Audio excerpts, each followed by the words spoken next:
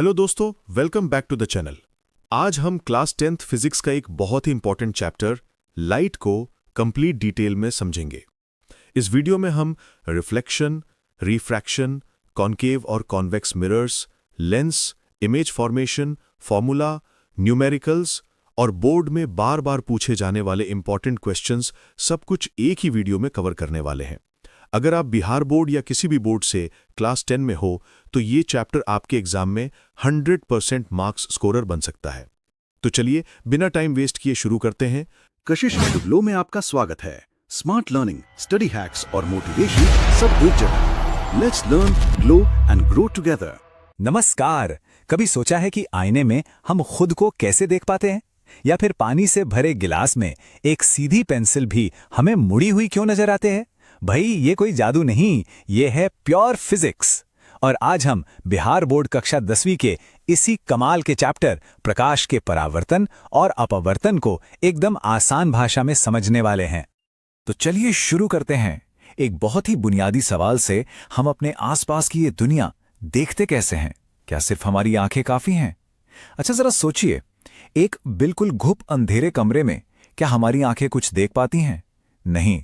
इसका मतलब साफ है, देखने के लिए हमारी आंखों को एक दोस्त की जरूरत है, और वो दोस्त है प्रकाश, यानी लाइट। तो आज के इस सफर में हम क्या क्या जानने वाले हैं? सबसे पहले हम समझेंगे कि ये प्रकाश असल में है क्या, फिर देखेंगे कि ये किसी आईने से टकराकर लौटता कैसे है, जिसे कहते हैं परावर्तन, और फिर ये भी जानेंगे कि पानी या कांच के अंदर जाने पर यह अपना रास्ता कैसे बदल लेता है, जिसे कहते हैं अपवर्तन। इसके बाद कुछ जरूरी फॉर्मूले और हाँ, आखिर में वो सारे सवाल जो सीधे एग्जाम में आते हैं। तो चलिए शुरू करते हैं। तो हमारा पहला पड़ाव है, प्रकाश है क्या चीज? देखिए, सीधे और सरल शब्दों में प्रकाश एक तरह की एनर्जी है, यानी ऊर्जा। जैसे बिजली से पंखा चलता है, वैसे ही प्रकाश की ऊर्जा से हमारी आंखें देख पाती हैं। इसके बिना हमारी दुनिया बस एक अंधेरा कमरा बनकर रह जाएगी। मतलब कि हम किसी भी चीज को तभी देख पाते हैं जब प्रकाश की किरणें, मान लीजिए बल्ब से निकलकर पहले उस चीज से टकराती हैं और फिर वहां से पलटकर हमारी आंखों में आती हैं। जैसे ये स्क्रीन भी आप इसीलिए देख पा रहे हैं क्योंकि इससे निकलने वाली रोशनी सीधे आपकी आंखों तक पहुंच रही है। अब प्रकाश के बारे में एक बड़ी दिलचस्प बात है। इसकी प्रकृति, मतलब इसका स्वभाव दोहरा है। जी हां, डुअल नेचर। कभी तो ये पानी की लहरों की तरह बिहेव करता है और कभी ऊर्जा के छोटे छोटे पैकेट्स की तरह, जिन्हें हम फोटॉन कहते हैं। ये हमेशा एक सीधी लाइन में चलता है और इसकी स्पीड इस बात पर डिपेंड करती है कि ये किस चीज से गुजर रहा है, हवा से, पानी से या कांच से। और इसकी स्पीड है कितनी? अंदाजा लगाइए। निर्वात में, मतलब जहां हवा भी ना हो, वहां प्रकाश एक सेकंड में लगभग 3 लाख किलोमीटर का सफर तय करता है। ये इतना तेज है कि एक सेकंड में पृथ्वी के 7 से ज्यादा चक्कर लगा सकता है। ये जो नंबर है ना, 3 × 10⁸ मीटर प्रति सेकंड, इसे अच्छे से याद कर लीजिए। ये एग्जाम के लिए बहुत जरूरी है। ठीक है, तो अब हम ये तो जान गए कि प्रकाश क्या है। अब देखते हैं कि जब ये किसी सतह से टकराता है तो क्या होता है। अब हम बात करेंगे परावर्तन की, यानी प्रकाश के टकराकर वापस उछलने के विज्ञान की। परावर्तन को समझना, पता है, बहुत ही आसान है। सोचिए, आपने गेंद दीवार पर मारी तो वो टकराकर वापस आती है ना? प्रकाश भी बिल्कुल यही करता है। जब प्रकाश की किरण किसी चिकनी सतह, जैसे कि एक आईने पर पड़ती है और टकराकर उसी मीडियम में वापस लौट आती है, तो इसी घटना को हम कहते हैं प्रकाश का परावर्तन। लेकिन ऐसा नहीं है कि प्रकाश कहीं भी कैसे भी लौट जाता है, नहीं। इसके 2 पक्के नियम हैं। पहला नियम यह कहता है कि आने वाली किरण, टकराकर जाने वाली किरण और उस सतह पर सीधी खड़ी काल्पनिक रेखा, जिसे अभिलंब कहते हैं, ये तीनों एक ही प्लेन में होते हैं। और दूसरा, जो सबसे जरूरी नियम है, वो ये है कि जिस एंगल से किरण आएगी, ठीक उसी एंगल से वापस जाएगी। मतलब एंगल आई हमेशा एंगल आर के बराबर होगा। अब बात करते हैं थोड़े घुमावदार यानी स्फेरिकल मिरर्स की। एक होता है अवतल दर्पण, जो गुफा की तरह अंदर की ओर धंसा होता है। चम्मच का अंदर वाला हिस्सा सोच लीजिए। और दूसरा है उत्तल दर्पण, जो बाहर की तरफ उभरा होता है, चम्मच का पिछला हिस्सा।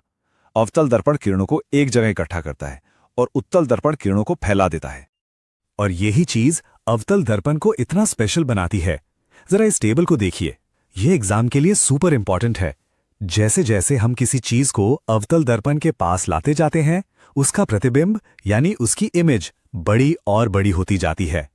और जब चीज बिल्कुल पास आ जाती है तो एक बड़ी और सीधी इमेज बनती है, बिल्कुल वैसी जैसी शेविंग मिरर में दिखती है। इन्हीं गुणों की वजह से ये दर्पण हमारी रोज की जिंदगी का हिस्सा हैं। डेंटिस्ट दांतों को बड़ा करके देखने के लिए अवतल दर्पण का इस्तेमाल करते हैं। कार की हेडलाइट में भी यही होता है ताकि रोशनी दूर तक फैले। वहीं दूसरी तरफ गाड़ियों के साइड मिरर में उत्तल दर्पण लगा होता है ताकि पीछे का ज्यादा बड़ा एरिया मतलब वाइड व्यू दिख सके। तो हमने ये तो देख लिया कि प्रकाश टकराकर वापस कैसे लौटता है, लेकिन हर बार प्रकाश लौटता तो नहीं है। क्या होगा अगर प्रकाश टकराकर लौटने के बजाय किसी चीज के आर पार निकल जाए, जैसे हवा से पानी के अंदर? यहीं पर एंट्री होती है हमारे अगले टॉपिक की, अपवर्तन, यानी जब प्रकाश अपना रास्ता बदल लेता है। अपवर्तन का सीधा सा मतलब है प्रकाश का मुड़ना। वो पेंसिल वाला एक्सपेरिमेंट तो सबने देखा ही होगा। पानी के ग्लास में रखी पेंसिल हमें मुड़ी हुई दिखती है। पता है क्यों? क्योंकि जब प्रकाश हवा से पानी में जाता है तो उसकी स्पीड कम हो जाती है, और स्पीड कम होने की वजह से वो अपने रास्ते से थोड़ा सा झुक जाता है या कहिए मुड़ जाता है। और ये जो मुड़ना है ना, ये भी एक नियम के हिसाब से होता है जिसे हम कहते हैं स्नेल का नियम। ये नियम हमें बताता है कि प्रकाश कितना ज्यादा या कितना कम मुड़ेगा, और ये चीज एक वैल्यू पर डिपेंड करती है जिसे अपवर्तनांक या रिफ्रैक्टिव इंडेक्स कहते हैं। जिस चीज का अपवर्तनांक ज्यादा, वो प्रकाश को उतना ही ज्यादा मोड़ेगी। अपवर्तन के इसी मुड़ने वाले सिद्धांत पर ही तो लेंस काम करते हैं। उत्तल लेंस जो बीच में मोटा होता है, वो प्रकाश की किरणों को एक जगह इकट्ठा कर देता है, इसे कहते हैं अभिसरण। और अवतल लेंस जो बीच में पतला होता है, वो किरणों को चारों तरफ फैला देता है, इसे कहते हैं अपसरण। चलिए अब इस पूरे जादू के पीछे का थोड़ा सा गणित भी देख लेते हैं। ये वो फॉर्मूले हैं जो एग्जाम में न्यूमेरिकल सॉल्व करने में बहुत काम आएंगे। सबसे पहले है दर्पण सूत्र यानी मिरर फॉर्मूला। इसमें U है वस्तु की दूरी, V है प्रतिबिंब की दूरी, और F है फोकस दूरी। यहां जो सबसे जरूरी बात याद रखने वाली है वो ये है कि दर्पण के सूत्र में बीच में प्लस का साइन होता है। और अब आता है लेंस सूत्र यानी लेंस फॉर्मूला।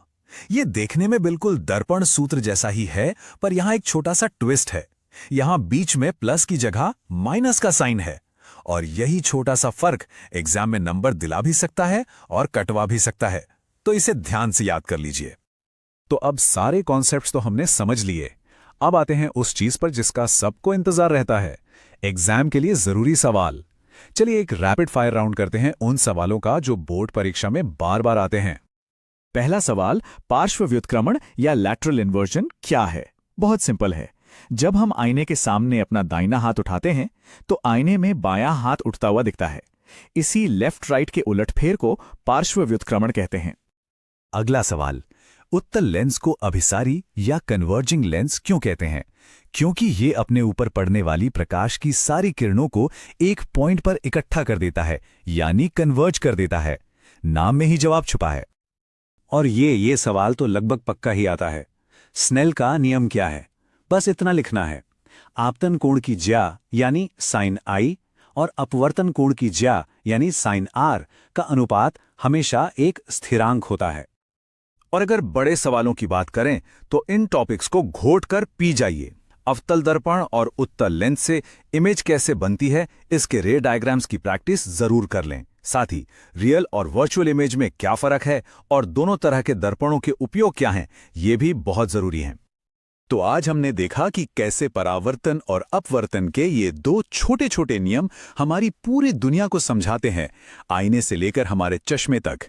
जाते जाते एक सवाल आपके लिए छोड़ जाता हूं, अगर प्रकाश सिर्फ ऊर्जा है तो वो कांच के आर पार तो चला जाता है, पर लकड़ी या दीवार के आर पार क्यों नहीं जा पाता? सोचिएगा जरूर। उम्मीद करता हूं दोस्तों कि आपको क्लास 10 फिजिक्स का लाइट चैप्टर बिल्कुल क्लियर हो गया होगा।